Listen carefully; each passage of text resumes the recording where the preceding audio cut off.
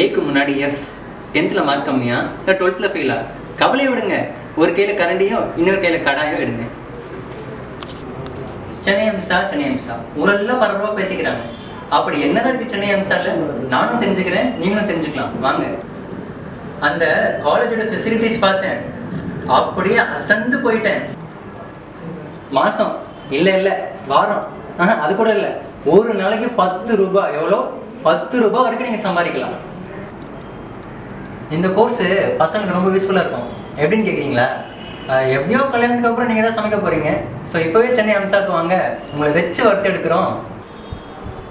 இந்த கோர்ஸோட ஸ்பெஷாலிட்டி என்னன்னு கேட்டிங்கன்னா, உங்களுக்கு இந்த வீடு பெருக்கிறது, துணி துவைக்கிறது, இப்படி சகல கலைகளையும் ரொம்ப சுலபமாக சொல்லி தருவோம்.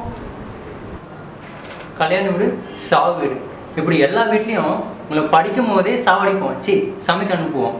இது மூலிமா என்னென்னா உங்களுக்கு உலக அறிவு நிறைய வளரும். இது எல்லாத்துக்கும் மேலே, ஒரு படி மேலே, சென்னை அம்சாவில் படிக்க வர எல்லா ஸ்டூடெண்ட்ஸ்க்கும் அட்மிஷன் அப்போ ஒரு சம்சா ஃப்ரீ. அது மட்டும் இல்லைங்க, நீங்கள் படிப்பு முடிச்சுட்டு வெளியே போனதுக்கப்புறம் உங்களுக்கு சமைக்க தேவையான சட்டி, சாமான், கரண்டி எல்லாமே உங்களுக்கு நாங்கள் இலவசமாக தரோம். நீங்கள் சமைச்சா மட்டும் போதும். ஃபஸ்ட் இயரில் மட்டும்தான் உங்களை ரோட்டில் கடையில் போட்டு காய விடுவோம். அதுக்கப்புறம் அது தானாக பழகிடும். இதையெல்லாம் பார்க்குறப்போ நான் சென்னை அம்சாவில் இருக்கேனா இல்லை கையெழி பவனில் இருக்கேனா எனக்கே ஆச்சரியமாக இருக்கு. நீங்கள் என்னதான் பெரிய படிச்சாலும் வேலை நீங்கள் தான் தேடி போகணும். ஆனால் நம்ம சென்னை அம்சாவில் நீங்கள் படித்தாலும் சரி, படிக்கணும்னாலும் சரி, நாங்கள் உங்களை கண்டிப்பாக ரோட்டுக்கு தான் அனுப்புவோம். அதுக்கு 100% நாங்கள் கேரண்டி. சென்னை அம்சா அங்கே இருக்கு இங்கே இருக்குன்னு எல்லாரும் சொல்லுவாங்க. பட் சென்னை அம்சா எல்லா ரோட்லேயும் இருக்குது. அதில் உங்களுக்கு ஒரு இடமும் இருக்கும். ஸோ சீக்கிரம் வாங்க, நம்மளும் ஒரு கடையை போடுவோம்.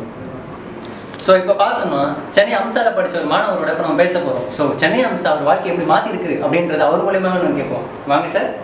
ஆனால ஸோ இப்போ நீங்கள் சென்னை அம்சாவில் எப்போ படிச்சீங்க? சென்னை அம்சா வந்து உங்கள் வாழ்க்கை எப்படி மாற்றிருக்குன்றதை பற்றி எங்களுக்கு சொல்லுங்க பாவம். அதாவது நான் சென்னை அம்சாக்குள்ள நுழையும் போது வெறுங்கையோட தான் நுழைஞ்சேன். அவங்க நல்லா கோச்சிங்கெல்லாம் நல்லா கொடுத்தாங்க. கொடுத்துட்டு அனுப்பும்போது கரண்டி கொடுத்து அனுப்பிச்சுட்டாங்க. ஸோ இப்போ இந்த கரண்டி தான் தலை வாழ்க்கை. இது எல்லாமே இப்போ நான் இல்லை. புரியுது. அதாவது தலை அது ஒரு எனக்கும் இந்த கரண்டிக்கு இருக்க முடியாத இது தலை. ஸோ அப்படி ஒரு பாண்டேஜ் வந்து உங்களுக்கு சென்னை அம்சா வந்து கிரியேட் பண்ணி கொடுத்துருக்காங்க. ஸோ சென்னை அம்சாவில் நீங்கள் படித்த விஷயத்தை பற்றி சொன்னீங்க. ஸோ இப்போ நீங்கள் வெளியே வந்து பாஸ் அவுட் ஆகி நீங்கள் எங்கெல்லாம் இப்போ கடை வச்சுருக்கீங்க, நீங்கள் எவ்வளோ டெவலப் ஆகிருக்கீங்கன்றத பற்றி சொல்லுங்கள். அது சரியாக சொல்ல முடியாது தலை. ஒரு நாள் இந்த தெருவில் இருப்போம், ஒரு நாள் பக்கத்து தெருவில் இருப்போம். அதாவது சென்னை ஃபுல்லாக 100கணக்கான தெருவில் நம்மளோட பிஸ்னஸ் ஓடிக்கிட்டு இருக்கு. ஸோ இப்போ உங்களுக்கு பல பிரான்ச்சுகள் வந்து இருக்குது. அது நிச்சயமாக சொல்லலாம். அது நான் இதனால் உங்களுக்கு என்ன கிடைக்கணும், நல்ல அனுபவம் கிடைக்கிறதில்ல. அதாவது இந்த ஏரியாவில் அதாவது எந்த ஏரியாவில் எது ஃபேமஸ்ஸு, அது நல்லா சேல்ஸ் ஆகும். அதை நம்ம மைண்டில் வச்சுக்கிட்டு நம்ம செய்யலாம் தலை. அப்படியா? ஓகே. சென்னை அப்போ வந்து உங்களுக்கு சென்னை அம்சா வந்து பார்த்தீங்கன்னா பல விஷயங்களை சொல்லிக் கொடுத்து உங்களை வந்து இவ்வளோ பெரிய ஞானி ஆக்கியிருக்கு. ஆமாம் தலை, டெஃபினட் இது நிச்சயமாக சொல்லலாம். இது ஓகே. சரி, இப்போ உங்கள் கடைகள் வந்து பார்த்தீங்கன்னா நீங்கள் என்ன மாதிரி விஷயங்கள்லாம் நீங்கள் உங்கள் கடையில் பண்ணுறீங்க? இது இட்லி, தோசை, வாவ், வடை, பூரி, இந்த மாதிரி புது விதமான ஐட்டங்கள்லாம் எங்கள் சென்னை அம்சாவில் மட்டும்தான் சொல்லிக் கொடுப்பாங்க, வேறு எங்கேயும் சொல்லி தர மாட்டாங்க. பார்த்தீங்கன்னா தலை நிச்சயமாக தலை. இது சாப்பாடு ஐட்டம் பார்த்தீங்கன்னா தயிர் சாதம், லெமன் சாதம், புளியோதரை, இந்த மாதிரி புது வகையான சாதங்களும் நாங்கள் தான் சொல்லித்தரோம், வேறு எங்கேயும் சொல்லித்தர மாட்டாங்க. ஆனால் இது நிச்சயமாக அவங்களோட கண்டிஷன் என்னென்னா ரேஷன் அரிசி தான் யூஸ் பண்ணுவாங்க. ரேஷன் அரிசி பார்த்தீங்கன்னா நாங்கள் எவ்வளோ சிக்கனமாக இருக்குன்றது உங்களுக்கு இதில் தெரிஞ்சுக்கலாம். டெஃபினட்டாக.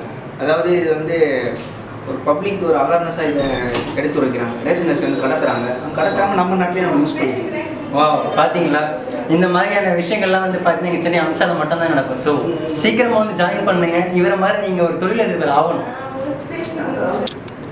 சென்னை அம்சா அங்கே இருக்கு இங்கே இருக்குன்னு எல்லாரும் சொல்லுவாங்க. பட் சென்னை அம்சா எல்லா ரோட்லேயும் இருக்குது. அதில் உங்களுக்கு ஒரு இடமும் இருக்கும். ஸோ சீக்கிரம் வாங்க, நம்மளும் ஒரு கடையை போடுவோம்.